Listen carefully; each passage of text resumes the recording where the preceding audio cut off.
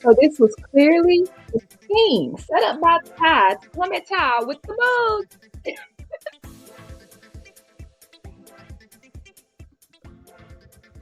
Hey everybody, welcome back to the channel. It's your girl Movie Bae, and in this video I'm going to be doing a review to Love Island USA Season 7 Episode 30. We are almost done, y'all. When I tell y'all I'm over this season, I'm 100% over it.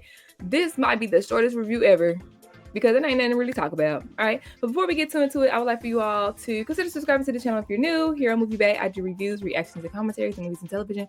And if that's type of content you like, then you are in the right place, especially for Love Island, because I do episodic reviews and weekly live. So hit the subscribe button and stay tuned for what your girl got coming up next. Matter of fact, coming up next, I got Big Brother. Y'all know Big Brother premieres on Thursday. I'm still trying to decide if I'm doing episodic or if I'm doing weekly reviews on that, because the fall is when I get busy.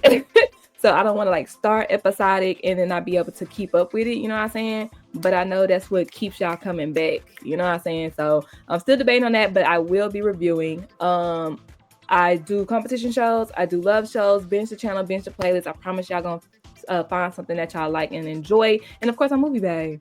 So y'all know I come at y'all with the movie reviews too, all right?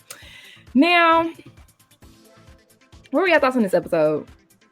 What were your thoughts on this episode? Were you about as bored as me? Yes. And it's not even because they had no drama. It's just, I feel like without drama, these couples are boring. So let's go ahead and get into it. All right, let's talk about Clark and Taylor. Where they at on my notes? Clark and Taylor. Taylor had a self-initiated date. He set up a self-initiated date for Clark, her dream date, right? A picnic, but this particular one was a breakfast picnic. You know, he had his wingman Ace helping him with the ish. Amaya is funny. She said, I'm gonna go up and I'm gonna stall for y'all. She sat Clark down talking about, what's your favorite color? I'm like, what the because girl, wait, random AF. Well, on that little date or whatever, she lets him know that, you know, she loves the reassurance that he's been giving her. She loves the initiation that he has been taking, you know, to show that he's really interested in her. I was like, the shade. And then, you know, he's trying to like incorporate her in his lifestyle. He's like, you ready to be a little country girl? And y'all know she's from like South Carolina, North Carolina. She was like, I'm already a country girl, but I'm just not a country girl, you know? So he's trying to make her into a cowgirl, all right? Let's proceed. We got Ace and Shelly. We finally get some vulnerability from these two. Makes them a little more real, makes them a little more relatable. So Ace asked about Shelly's childhood, and you know, basically she grew up like I guess like a roller coaster. You know, they were here, there, and everywhere. No, not a stable home. Sometimes they were in shelters. But she definitely leaned on her family, and they're blessed now. And Ace, you know, says that, you know, he would basically be bused to a nice school and then come back to the hood where, if I don't know if y'all know about Ace, but he got a lot of siblings, and he said that he would be sleeping in a beach chair. I was like, vulnerability. We like it. Finally, we get there, you guys. All right, let's talk about Pepe and Iris. Pepe and Iris are basically, they talked about their fathers, because, you know, she was like, guys usually look like their moms and girls usually look like their dads. That's what I've heard. I heard pretty girls look like their dads. Whatever that means. Take that, take that as y'all please, right? And then they also said that they are cool with being friends, and if it blossoms into something more, then it blossoms into something more. All right. Huda and Chris. Huda started this episode talking about, I'm so shocked that no one else chose to kiss me. I said, Huda, please don't start. Please don't start. He was like, why? She was like, you know, because it's not like we're closed off or anything. I said, she wants you to be, that's what she wants. Because why would you bring that up? Why would you? Don't. Let's proceed. She says that she's comfortable with Chris, and comfortable sharing information with Chris, and she's just enjoying the ride. Boom. All right, let's proceed. This is a oh, we're not gonna get to that. Okay. I was about to say, this is a scam. Let's talk about Amaya. Let's talk about the comeback of Amaya. Amaya went from having nobody interested in her to 2, 3, 4 people interested in her at the same time. Okay, Amaya was a hot commodity this particular episode. And this was even prior to them knowing that it was a recoupling. All right, so she had conversations with all her potential suitors. Let's start with Amaya and Zach. So basically, he says that, you know, out of the people that he's talked to in the village, she understands him the most, And no matter who she decides to choose for the recoupling, he just wants her to be happy and follow her heart. And she says that she's still open to getting to know him, and she likes that they are starting fresh, basically starting anew. But he will have to put in the work because she ain't gonna get a sugar rush off of his word candy anymore. I said, okay, Amaya. Okay, Amaya. Amaya and her Amaya isms. She could literally write a dictionary of. I thought I was a person with analogies. Oh no. Oh no. I ain't got nothing on Amaya. All right. Amaya's conversation with Elan was boring. They talked about food. We know that she likes to cook desserts. And they talked about being adventurous. And he basically lets her know that, hey, if you choose me, I will give you all of my focus. Who else are you going to focus on, Elan? And then finally, she has her conversation with Brian. And we find out that both of their families are from El Campo in the Dominican Republic. And I said, y'all might be kin. Y'all might need to relax. Y'all need to figure out if y'all can or if y'all family's beefing. You know what I'm saying? Y'all gonna have to dig into that family history, all right? But she also says that she feels good with their connection. She feels safe around him and protected. And he says that Amaya keeps him young. And this is something that a lot of the guys have been saying on the show. People have been interpreting as, oh, y'all grown, y'all men, y'all ain't supposed to be one to feel like a kid again. I'm like, bro, like life is hard as it is. You want somebody to keep you young, keep you youthful, make you feel like, high school sweetheart, butterflies in the stomach or moths in the stomach, like Amaya says. You know what I'm saying? I feel like that's what I interpret when these men say that. I don't think that they want to be babied or anything. Like I didn't get that vibe from none of the guys on this show. All right. But yeah, boom. And that's that on that. All right, let's talk about they finally got y'all girl. Oh, I ain't gonna say y'all girl. They got my girl about the villa. All right. So on a live Saturday, if you didn't tune in, you missed out. Be a part of the rewatch game. But on a live on Saturday, we talked about, of course, the controversy around Cierra and the C word, the racial slur that she was found reposting or saying. And I wanted to clear up the fact that, because everybody's like, get her out of my villa. Why is she still on the show? I'm like, baby, these episodes are pre-recorded, first and foremost. So with that being said, I was like, they're like 3 or 4 days ahead of us. So if she's not going on Sunday's episode, they're just going to edit her out.